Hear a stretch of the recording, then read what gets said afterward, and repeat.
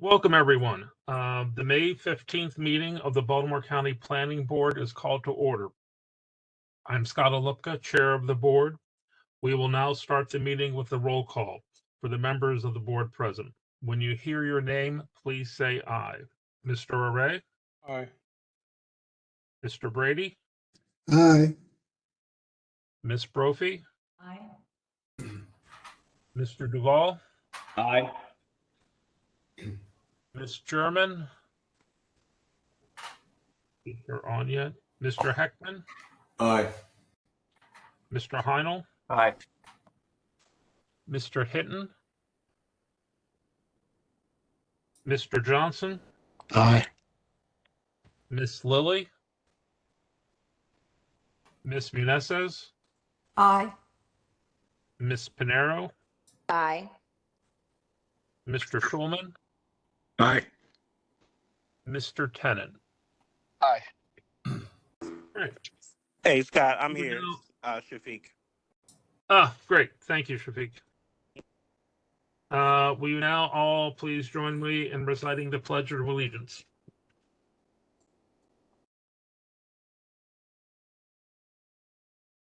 I pledge allegiance to the flag of the United States of America and to the republic for which it stands, one nation, under God, indivisible, with liberty and justice for all. Thank you. Ms. Bensley, are there any changes to the tentative agenda as published? No changes. In the May 8th email, you received minutes from the May 1st Planning Board meeting. Has everyone had an opportunity to review the draft minutes? Yes. And if so, are there any corrections or additions that need to be made? Not hearing any, I will now entertain a motion to accept the minutes as circulated. Motion. All those in favor say aye. Aye. Aye. Aye. Opposed? Thank you very much. First on our agenda, we have an opportunity to discuss and then vote on the 2024 Baltimore County Annual Growth Report. As a reminder, this item was introduced to the board on May 1st with a presentation by Mr. Chris Weaver of the Department of Planning. Mr. Weaver and staff are present tonight to answer any questions we may have as we discuss. You also should have received planning staff put together responses to some of the questions that came up in the May 1st meeting. And I appreciate getting those various responses. Any questions about that material, the material that was sent out, the charts that I provided?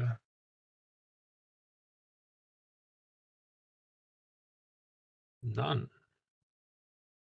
If there are no further comments or questions, I will entertain a motion. So moved. Second. First, we need the motion. I actually have to read the motion this time, you guys.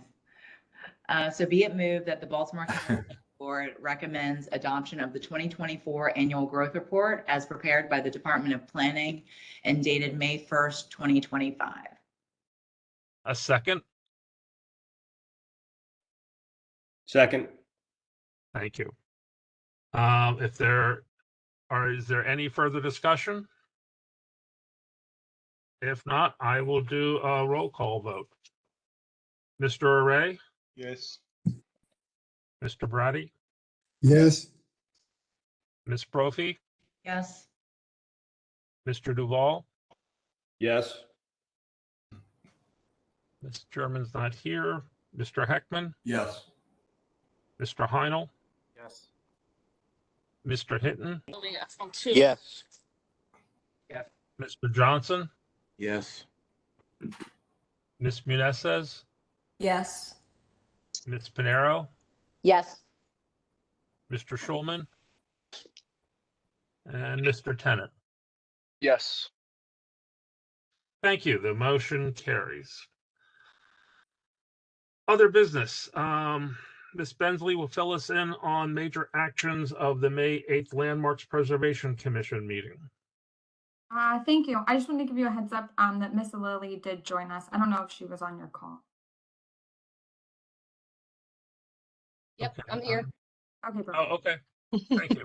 Oh, I there was you are. wondering why my name wasn't called. Sorry about that. It's Actually, okay. do you want to vote? Since I Sure. didn't call your name. Aye. Aye. Okay. Thank you. Okay, great. Okay, great. Thank you. At their May 8th, 2025 meeting, the Landmarks Preservation Commission voted to issue 6 certificates of appropriateness to the following properties: the Karras property located at 504 Sudbrook Road in Sudbrook Park, the McLaughlin property located at 115 Melanchthon Avenue in Lutherville, the Yoakum property located at 16205 Corbett Village Lane in Moncton, the Harding property located at 5127 South Rolling Road in Relay, 301 Allegheny Avenue LLC property located at 301 Allegheny Avenue in Towson, and a Baltimore County, Harford County joint tenant property located at Franklinville Road at Baltimore Harford County line in Franklinville. And that concludes the report. Thank you. Ms. Bensley will now fill us in on legislation recently passed by the County Council following our last meeting. Thank you. This one is thankfully much shorter than last meeting's. Bill 1825 zoning regulations solar facilities for the purpose of limiting the proximity of solar facilities to other such facilities and generally relating to solar facilities. And Bill 2525 restrictions on parking commercial vehicles in the Essex Commercial Revitalization District for the purpose of prohibiting the parking of certain commercial vehicles in certain areas of the Essex Commercial Revitalization District and generally relating to parking. And that concludes the report. Thank you. Mr. Lafferty, you said you wanted to raise a few items. Yes, thank you, Mr. Chairman. Good afternoon, everybody. Let me start with a couple of things related to the work that the board has done in the past. I was sitting in a capital budget discussion earlier this afternoon with budget director and property management, as well as council members, as the council gets ready to deliberate on the budget. And it was mentioned how there's an increased focus of funding and actually be clear line items in the budget for long-term maintenance. I think this is a direct reflection of the work that in the letter that the board sent to the county executive after your vote on the capital budget back in February. Because the insertion of a comment that we have to make sure the properties are maintained, not just build new and nice and shiny objects, I think is really, people are taking it to heart. And I can speak for us in the Jefferson building that last summer, for instance, our chiller went out. People had to go home. During the winter, our chiller went out. So these long-term maintenance issues are real, and they're recognizing that in the capital budget. And kudos to all of you for pushing that point as well. Secondly is an item that was in the master plan called for the creation or study of the potential creation of an equine legacy area. Valley's Planning Council had commissioned a study to designate a large part of northern Baltimore County as an equine legacy area. In your deliberations as a planning board on the master plan, it was put in as a study because there were still a number of questions. Councilman Katz has introduced resolution to establish such an area.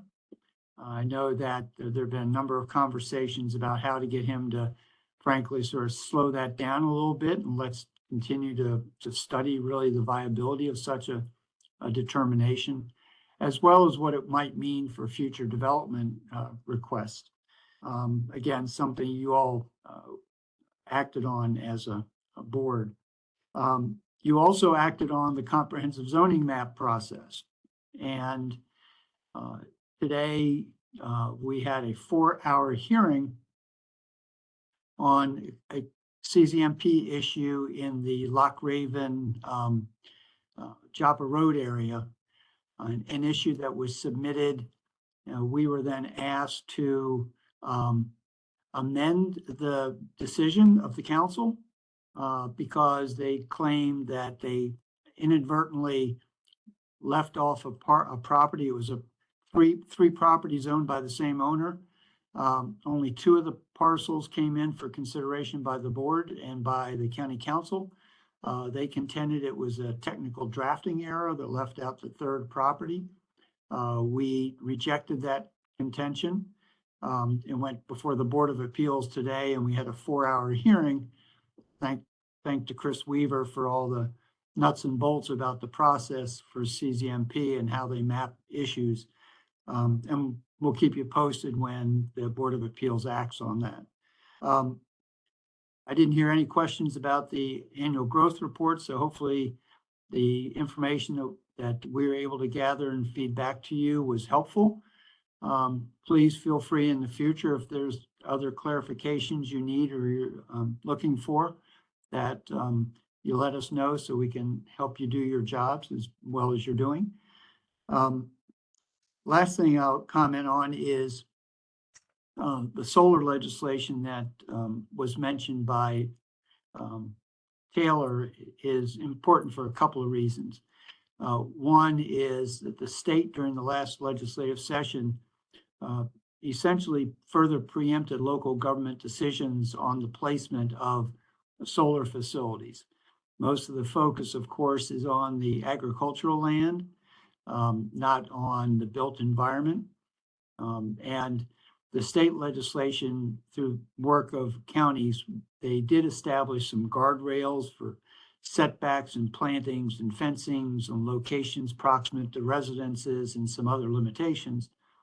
But it appears that their legislation now preempts further comments or decisions by the counties regarding the number of facilities that are placed, as well as basically the approvals that are required.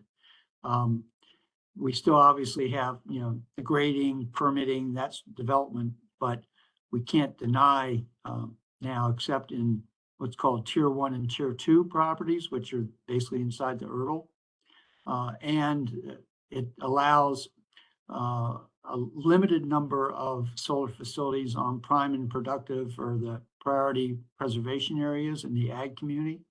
But it's up to 5% of the PPA, priority preservation areas. And in Baltimore County, that's still 7,000 acres. So there's still going to be more rolling out about solar development, obviously. But this does change the way the county looks at solar potential. Last thing is that with help from Scott and Emily, we're putting together hopefully some presentations that will coincide with your other meetings so that we can provide some briefings. We'll probably start with an update on the master plan, since the council did make some changes to the work that the planning board had undertaken. Sorry, this is all last minute, not on your agenda, but if you have any questions, happy to try and respond. Thanks, Steve. Thanks for those updates. Sure. And let me Anyone just ask, have- Ms. Muniz, have you heard from the administration about the Landmarks Commission, Raquel? No, I have not. Okay, I'll follow up then. Great. Oh, okay. Thank you. Thank you, Mr. Chairman. Yeah, then along the lines of other future presentations, et cetera, hopefully, if you haven't, you should take a look. Baltimore City has recently introduced a number of bills relating to how they sort of zoning and building codes. There are things we may want to be talking about and trying to consider here in the county as well. One of them, for example, is single stair buildings, setbacks, just ways to try and maximize the developable land sort of inside the more urbanized areas. So if you haven't seen that, I know the Sun paper, the Banner, I think maybe even the Baltimore Brew have all had articles about that. So I would encourage people to take a look at that. And Mr. Chairman, regarding the single stairwell issue, there is actually a state study task force under the Department of Labor that's looking at this issue, that the legislature passed legislation to set up a study through Department of Labor. Yes, right. And so, and I know this, and the state on, as with the solar, there have been a number of sort of land use decisions that the General Assembly has started to look at more carefully, which I think is also something else we might want to pay attention to down the road. Anybody else have any questions, comments, things they want to raise? If not, I want to thank you all. This is the conclusion of our agenda. As a reminder, our next meeting will be on June 5th, and that will likely be a virtual meeting as well. Do I have a motion to adjourn the meeting? Motion. Second? Second. All those in favor? Aye. Aye. Thank you all. Hope you guys have a nice holiday, and I'll see you in a couple weeks.